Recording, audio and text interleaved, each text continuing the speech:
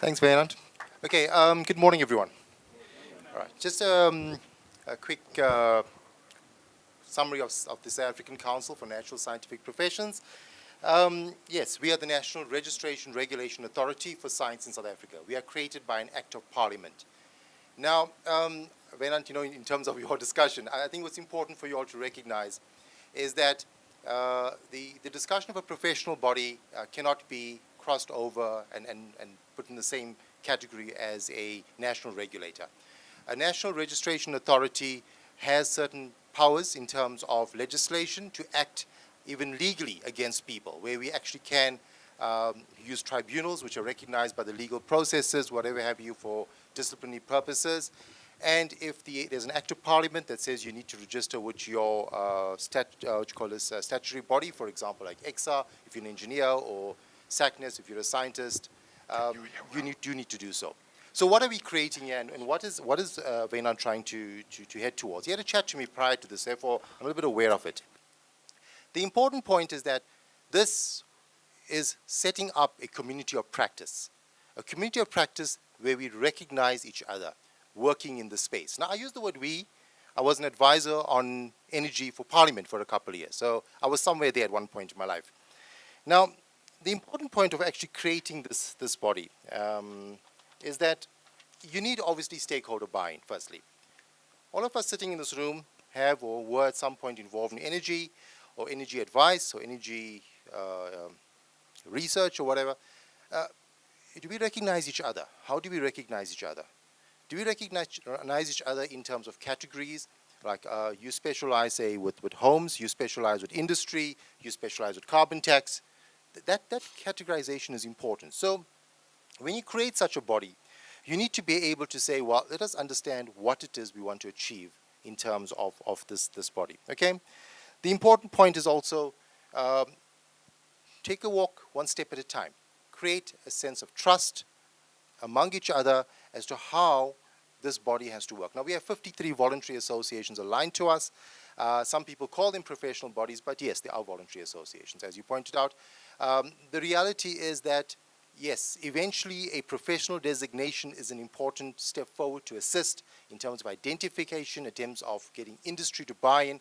But before you reach there, let us first talk to each other and understand what is the areas that we need to define before we even get the designations.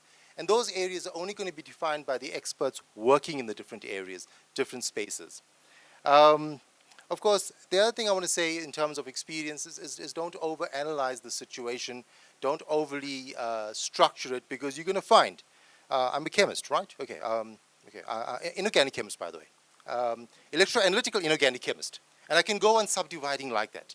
And I promise you, the minute you start to do that, you start to remove the fact that work is a continuum, that people can work within a certain area.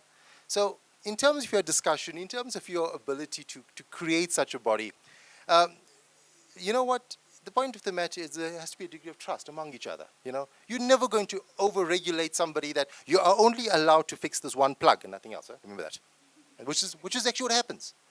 So in other words, the whole concept is that we say to each other, you know what, these are the broader areas. And why is it so important to create this? Well, if you look at industry out there, right, and industry comes forward and says, you know what, we need certain things achieved. We need certain things done. How do I have the confidence this person is able to do this?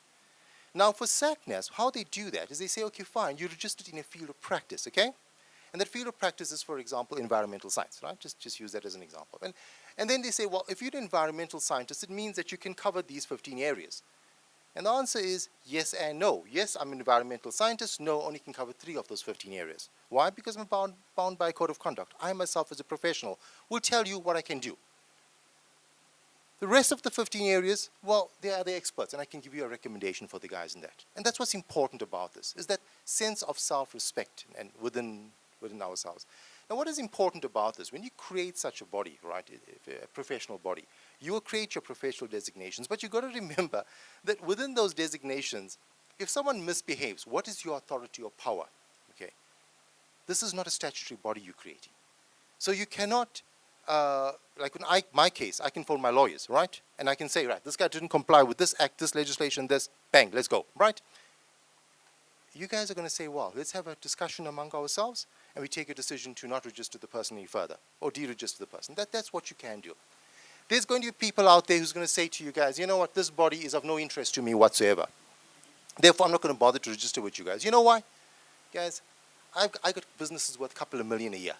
I've got 15 big clients in this country. What do I need you guys for, right? And you know what? The reality is you've got to face that. Okay? Even with those, with our legislation, there are those who just choose to ignore it, right? I have the law on my side. If I want to, I can report the person to the South African police. That person will then have to take the legal route to try to defend themselves. But obviously, that is my decision whether I go there or not. In your case, obviously, for those people, the important point is that how do you get this buy-in? What is important is when you create a professional designation, when you create a structure, when you create a body, you need to walk the road with your clients. You need to walk the road with industry. You need to walk the road with people who are involved, the stakeholders, you yourself, and whoever else is involved, be it government, be it whoever else that needs to be part of this discussion. Reason being, the minute that these key stakeholders recognize this body, then what they're going to do is that when somebody comes in and says, I need to do some work with you guys, you're going to say to them, the industry is going to say to them, hang on, are you registered with this body? Are you part of this body? What is your designation as part of this body? And then when they say, okay, hang on a second, you're not part of this, I'm no longer convinced.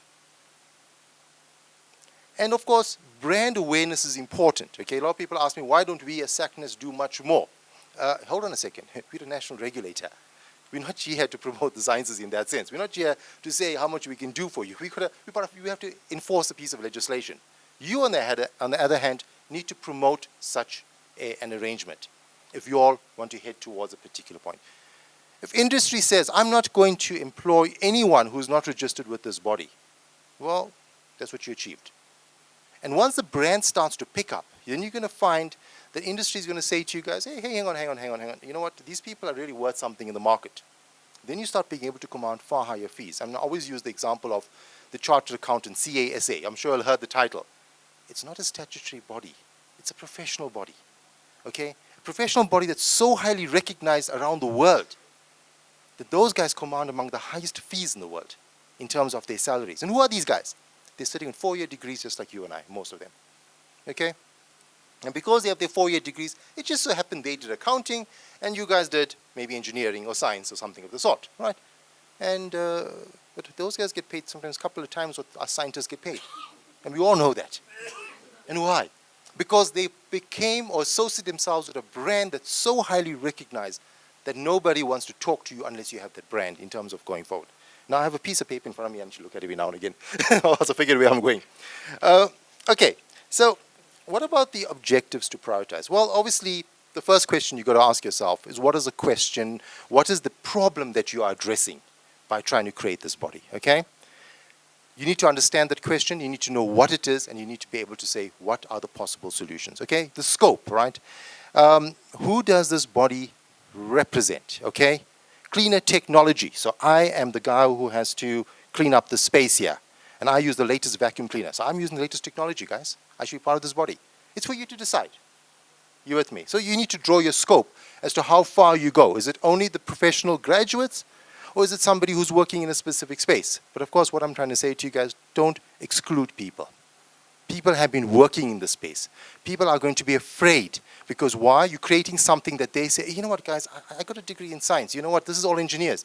And will they consider it? But I've worked here for 15 years. So I'm going to fight you guys because you know I want to be in. So create mechanisms that's all embracing, okay? There are people who have been here for a long time and they need to be respected, even if they don't have the same qualifications as necessarily as some people who feel. So just watch how you'll open the door there in terms of course, you've got to create your areas. I think, when aren't you've covered that. And of course, but then also categories. So in other words, categories, are we comfortable that, you know what, I'm a junior, you know what I'm saying, you're the senior, you know. So are we comfortable on the basis of the definition and the you know, how do we define the boundary between the two? So we all must be comfortable with that space. Of course, you've got to also look at, and it's very important, is what is the requirements for your continuous development. A new piece of legislation has just been released. Man, you know what, I'm not a lawyer, guys. Sorry, although I work with a trip over lawyers every day, I'm not a lawyer. So the end result is, you know what, exactly how does this piece of legislation work? What does it mean to me? How does it affect me? Well, this association steps in at that moment in time and says, right, we will bring in guys who can train around South Africa, all our practitioners in this particular area. Now, just a bit of warning about that, to make sure it's not somebody says, oh, you know, it's Pete Strommy here who's doing this all over the bloody country, and Pete Strommy's making money out of this thing here. Work with the universities, work with the higher educational institutions, right? Show the transparency in what you guys are doing, right? There are people out there who can assist you. So you contact all 26 universities in South Africa, say, guys, I want a course in this is what I want you to cover, and then you guys define your fees. It must be a 2-week course for all my people, etc., and let them help you to guys do this. And you are right, when you say, you're not going to do the CPU training yourself. But the way you do it must be open and transparent. So everybody now wants to be part of this body, wants to be involved because they know they can offer these things, right? So fill in the gaps. If you know there's new technology coming out in a particular sector, the guys who are the experts in that sector, you just sit around the table and say, we need to get this information out, okay? And we need to get our members to know this. We need to know this is how things are going to be done going forward. So that is what you need to do. So communities of practice is very important. This must not become an office sitting somewhere with 5 people and that's the end of it. Okay. How do I operate? Well, you know what? I as the registration authority, when I have to register you, right? I've got a council. I've got 22 members in my council. Most of them are scientists like me. Okay. Hang on a second. So are they involved in registering scientists? No. I've got 25 fields of practice. How do I get these people into the 25 fields of practice? Well, for every field of practice, I've got a professional advisory committee made up of experts in that exact field of practice. So I got 25 committees now. Now look at the structure, okay?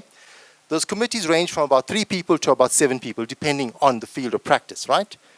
The chairpersons of those different professional advisory committees is what I call the registration committee. I fly them into Pretoria every 2 months. They all sit around the table and they have to defend their decisions to each other, okay? So you see peer recognition, but there's a mechanism of checks and balance put in place, right?